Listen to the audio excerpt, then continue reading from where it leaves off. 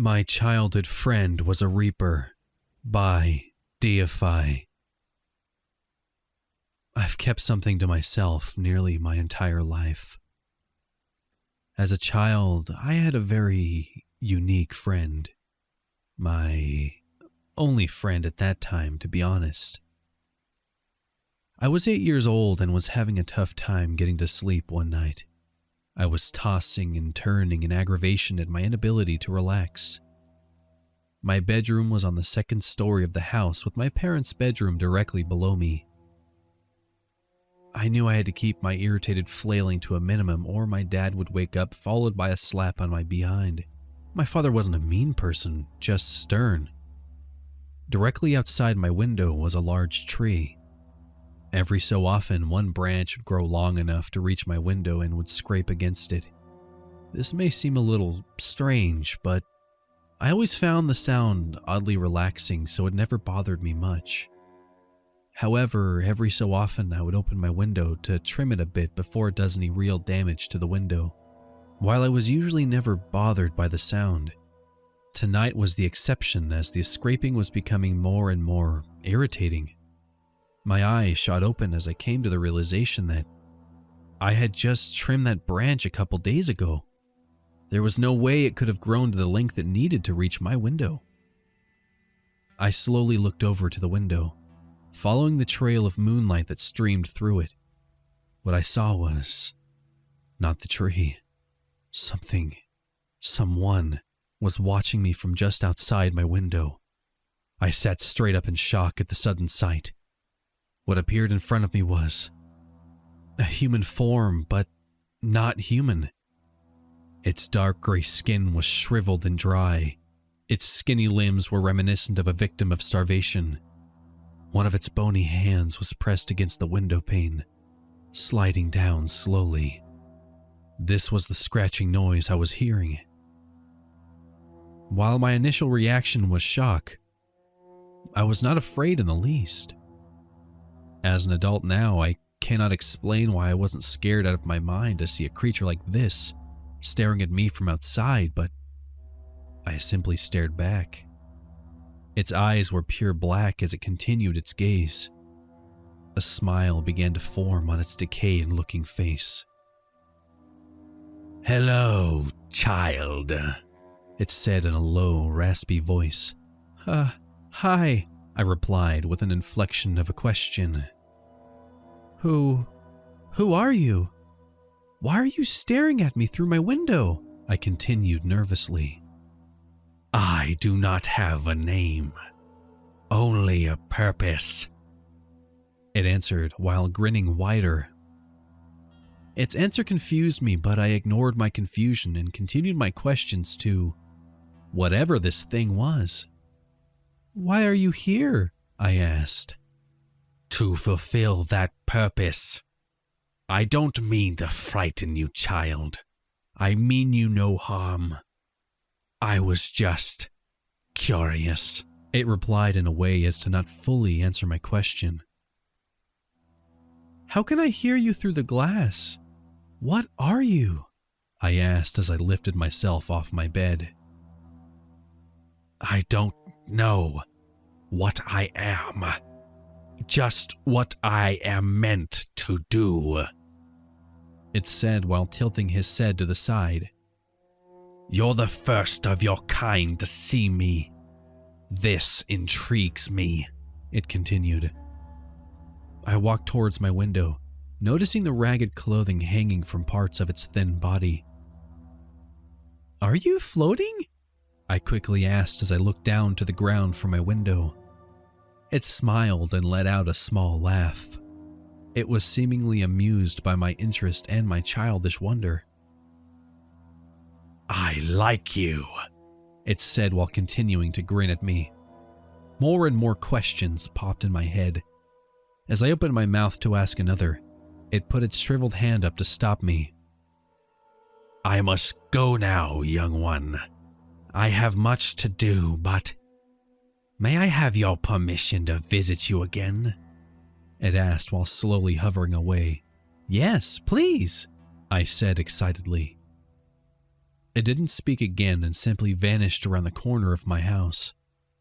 I was transfixed while watching it float away. I didn't sleep a wink that night as my adrenaline and thoughts of what had just occurred made sure of that. Once morning arrived, I made my way down to the kitchen for a bowl of cereal.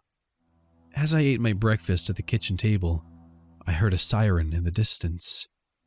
Finding nothing out of the ordinary, I continued while reading the kitty jokes on the back of the cereal box. The wailing from the siren became louder and louder. I jumped up in excitement as I realized it was passing through my neighborhood. I ran to the front window and peered through the blinds. After a few seconds, I spotted an ambulance coming down the road. I smiled in delight. As a child my age, I don't get to see things like this too often. I wish I hadn't. My smile turned to a look of confusion as the ambulance pulled in front of my driveway.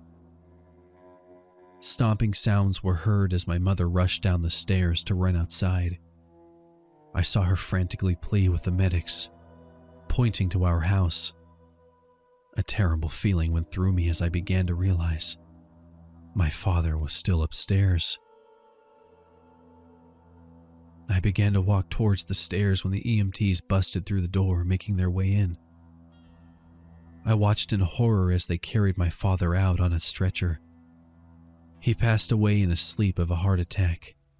He wasn't discovered until the morning by my mother. That day, my mother and I spent the whole day together, crying. My father was gone. I slept in my mother's room that night, not wanting to be alone. The events of that day put my new friend out of my mind. The next day, my mother asked me to take the rest of the week off from school, which, as an 8-year-old, I had zero issues with. I decided to sleep in my own room from here on out. It wasn't long after I had fallen asleep. I heard a familiar scratching on my window. I came out of my grogginess slowly and looked towards the window. My friend was back with his palm flat against the window. "Oh, hello," I said while rubbing my eyes.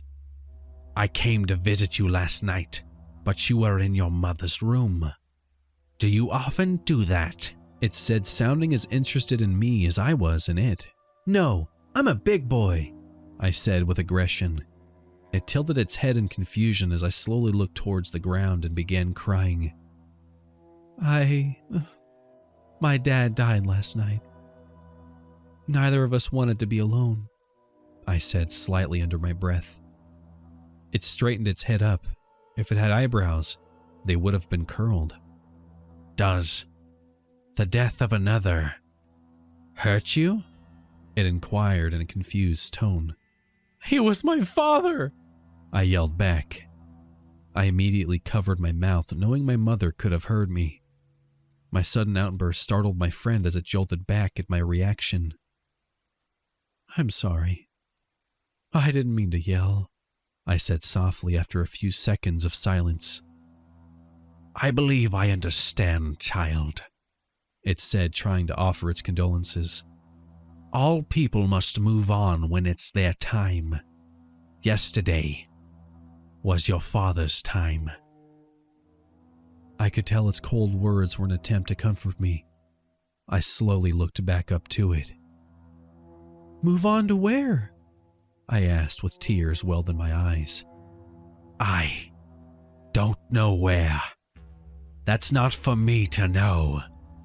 There is a void in which all souls moved when they die, but I do not know what's on the other side, nor intend to know," it replied, trying to explain the best it could. "How do you know that?" I asked in a confrontational tone. "Because, young one, it is my job to bring them there," it said in a more confident tone. I raised my eyebrow in confusion as I looked into its black eyes. My dozens upon dozens of questions from the previous night had narrowed down to one. "Did you take my father there the other night?" I asked. Several seconds went by as it pondered its reply. "Yes," it stated simply. That's why I was here. It was his time, and I was here to collect him. I'm often curious about your kind, which is why I was looking into your room. I was not anticipating that you could see me, though. None do. Can we be friends? I asked, holding back my tears. Its frame straightened up as if motivated by my words. Yes, it replied while wearing that same skinny smile. We talked through most of the night. My friend and I were trying to get an understanding of each other's existence.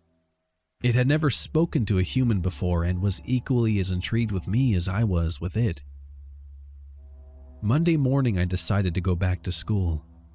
At the soonest I could, I made my way to the library. I wanted to see if there had been any recorded documents similar to what I was experiencing. I didn't know where to look, so I asked a librarian, excuse me, do you have any books on... I nervously looked away, suddenly embarrassed by my question. People that, take people's souls when they die? You mean like the Grim Reaper? She said with an amused smile. I shrugged my shoulders in confusion. She led me to a section with several books involving this Grim Reaper. I skimmed through them all, trying to dig up any info I could. The pictures in the books of what this Grim Reaper looked like, looking nothing like my friend. This iteration was more of a skeleton clothed in robes. While my friend was certainly dead-looking, it was not a skeleton. I checked out 3 of the books and made my way home. I anxiously awaited my friend's arrival to inform him of the research I'd done. I could almost set my watch by it as it arrived at the exact same time as the previous nights. I hastily ran to my window to show it what I found. Are you the Grim Reaper? I asked excitedly. After a look of confusion and a brief pause, it replied, I do not know this Grim Reaper you mention. This is the first I've heard of such a thing. Although, it does appear your people know something of us. Us? I replied, confused. It nodded its head. There are many of us. I don't know how many. Just one of us could not possibly escort the amount of souls this realm produces. Where did you come from? I asked, now back to my confused state. I don't know. I've always been here. I don't remember a time when I didn't exist, it replied, tilting its head once again. Why do you take souls? Do you get paid? I asked innocently. It let out a laugh, seemingly amused by my questions. I too laughed with a grin at my own question. Its laughter turned to silence as it put its head down as if to ponder my question. It slowly lifted its head to match its black eyes to mine. I take souls because that's what I do. That's what I am. I cannot explain further than that, it stated in a more firm tone. Do you ever have that one thing in life that you wish you could just forget? I asked it a question that, to this day, I regret. The knowledge of what it gave me is terrifying, and the reason I've kept this a secret for so long. Wait, I said in confusion. I remember looking at my clock the night you took my father. It was around 10:30 p.m. My mom told me the doctors said my dad's heart attack started around 11 p.m. You visited me first. I thought you only come for them after they die. Did you know he was about to die? It stared at me, as if it wanted to tell me something but didn't know how. After a long, quiet pause, it replied, Yes, I knew your father was going to die. It said in a sad tone, as if it didn't want me to hear the words. Why didn't you warn me? I asked with a glare. Another quiet pause filled the air. Can you see into the future? Do you know when I'm going to die? I pleaded. No, child. I cannot see into the future. When it's someone's time, we have to end their time here, it answered begrudgingly. A shocking realization came over me.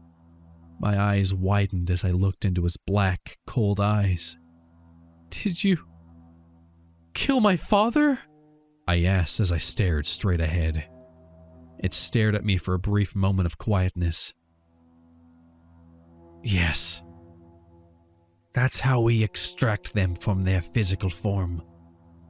They must be killed when it's their time. It said, knowing his words would bring me pain. Why didn't you let him die first? I yelled in frustration as I began regretting naming this thing my friend. Young one, it pleaded with me. That's not how it works. My look of anger quickly morphed into a look of confusion. It continued. When left alone, humans are inherently immortal. They cannot die on their own. Their bodies will shrivel and weaken. They will only know pain and suffering as their own form betrays them. It is my job to free them of this and bring them to a new place, void of such suffering. I stared in disbelief as it described a reality I was not prepared for. My mouth hung open in shock at what I had just heard. Your kind suffer from diseases and viruses, but you will never succumb to the disease. You will never die from the virus. It's me. It's us that end it for you when your body is at its breaking point. Your father's heart attack would not have killed him, but his body would never have recovered. It was his time. It continued to explain as I plopped on the floor at the sudden realization. My friend and I continued to remain friends through my adulthood. I lived my entire life with this knowledge, and it's been nothing less than torture. I don't blame my friend, though. It did not know what kind of pain I would endure. The term, ignorance is bliss, couldn't have more meaning for me. I am writing this from my hospital bed. I can feel the cancer inside my body has reached the point of no return. It is soon also my time. I wonder, will my friend be here to meet me one last time? If you enjoyed the video, please consider subscribing to the channel, and if you want to show me some love, share the video around. I am trying to grow it as much as I possibly can. Thank you, and I'll see you in the next one.